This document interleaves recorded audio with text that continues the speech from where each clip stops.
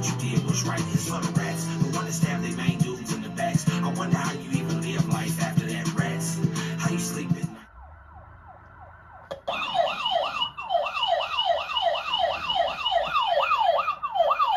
Good afternoon. I hope everyone's having a great day. Today we're going to look at Jimmy Calandra, aka Jimmy Galamad, aka Jimmy the Helmet, aka Vidal Sassoon. Let's listen to Jimmy's story, which I don't know how anyone could believe him after all the Tommy Karate lies he was caught in. But you tell me, this is a changed man with a positive message? No, not a little bit. But let's get right into this here. Well, today, I got another Bobby the Chico story for you. Now, I know it's been a while, and you've been waiting for part 2 of Bobby the Chico. Well, I have a lot of parts to this story. I met Bobby the Chico when I was a young kid in my teens, 14, 15 years old. He took a liking to me. We spent a lot of time together, and I got to know his family, his father, and a lot of wise guys through him in Georgie the Chico's club. He always had money in his pocket, a stack of money with a rubber band around it. If he handed me some money, he would take the rubber band off the stack of money, and he'd give me a couple hundred. This is what he used to do. All I hear when this guy talks is da da da da da. He talks so slow, I had to speed it up as much as I can. But remember, once a liar, always a liar. It only takes one lie for people not to trust you again. He always had jewelry on. He always looked sharp. And in the beginning, he really was a nice guy. Later on in life, he turned and he became a lot different. He was like a Dr. Jekyll and Mr. Hyde. That's what he was. But I do have a lot of good things to say about him. I'm not going to say bad things about him. There will be a couple bad things, but that'll be later on in the story. Now, I used to work with him and do bookmaking. As I did bookmaking with him, I made some of my friends bet with me. And sometimes they would lose and I would get caught and have to explain to him that I took a shot. And he said, you took a shot on me. And we would get into arguments sometimes. But he was my friend for about 3-4 years. And then our relationship went sour. We didn't have a good relationship then. This guy's always saying, mob guy's bad. But listen to the story. And you tell me he doesn't wish he was with these guys. I understand why Jimmy just can't say, well, I ratted, so that ended the relationship. Always trying to hide something, always trying to get one over on someone. But as I'm friendly with him, I was making a lot of money with him. In the club, a lot of guys will come in. Around this time, a guy by the name of Beansy Campanella. He was an old-time wise guy, and he's the one who robbed the Wells Fargo with Joe Sist. They took down like maybe $3 to $5 million in cash. One of the biggest heists ever to go down. They ended up taking him to trial. He beat it. And he's the first guy that bought me a sports jacket. Remember all the times Emmy said, oh, I'm doing this for the kids. This is for the kids. Listen to this story and tell me he's not glorifying the mob. You show me any kids this guy helped.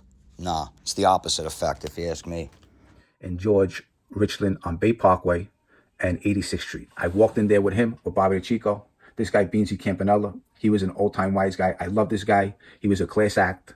Every time he came around, he was such a real wise guy, and he was great. He really was. Very generous guy, made tons of money so many times. He was one of the best thieves ever. He goes down in history, one of the best thieves.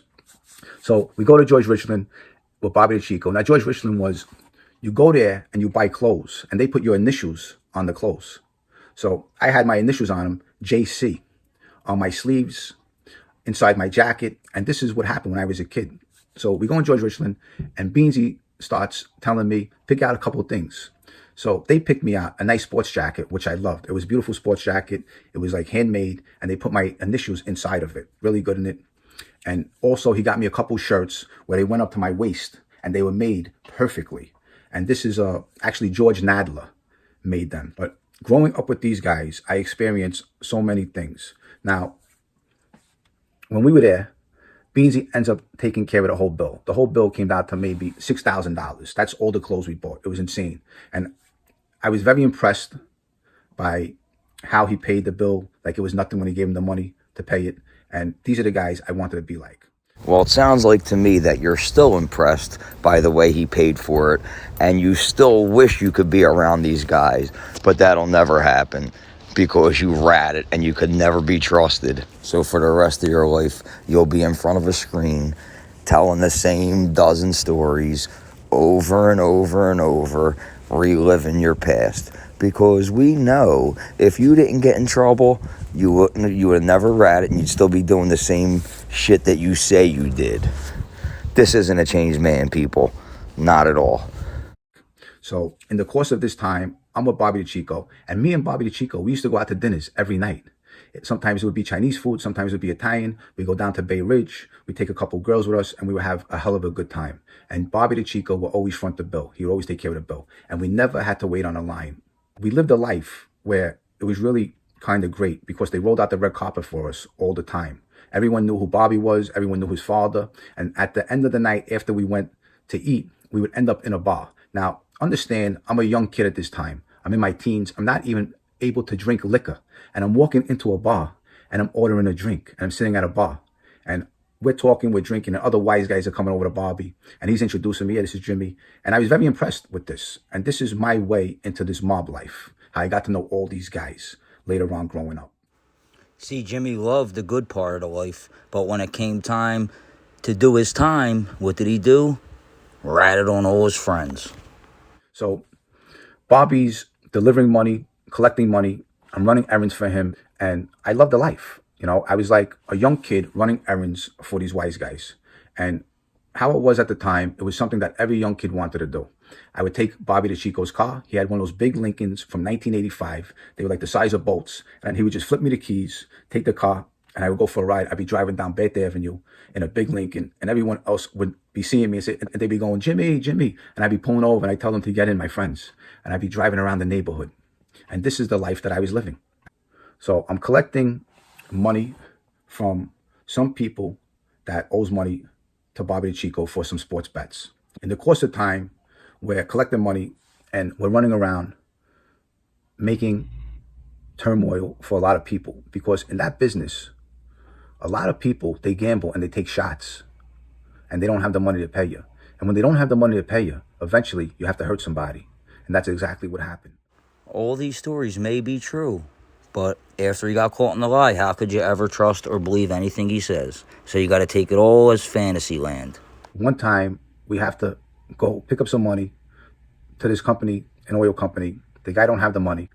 I walk in there with a baseball bat with Bobby, and I start smashing tables, chairs, everything that was around, TVs, whatever I could hit with a baseball bat, I started smashing. Broke everything, and then the guy's in the back, and I walk in there with Bobby the Chico, and Bobby the Chico says, Jimmy, hit him with the baseball bat. When I get in the back, I hit him with the baseball bat right across his fucking head. And I cracked his head open. And there it is, ladies and gentlemen. Jimmy, the tough guy. See, that's the real Jimmy. See how he said, and I busted him with the baseball bat. I split his fucking head open. See, that's the real Jimmy. That's the guy that threatens people because they criticize him. Fucking clown. And this is how my life began. So doing favors for these people is the way you get a name for yourself. After that incident, everyone respected me. You can do the littlest thing as far as stab somebody, hit them with a baseball bat, even if you shoot somebody. Right away, your name goes around the street like you're a mad killer and you did 100 things. That's really the way it goes. You could shoot one person right away, people talking, and it goes around that you killed 100 people. That's how the neighborhood is. Ah, is that why you and Paulie G lied to Spiro? Paulie G told Spiro you were on a hit with him that you weren't at because you wanted to be known as a shooter and a mad dog killer? But growing out at this time was a great memory for me because I look back and the experience I had with these people were great. The restaurants I went to were the best restaurants. But sharing these memories with you, it brings back a certain time in my life when I was a kid and when I was up and coming. Unfortunately, my time didn't last on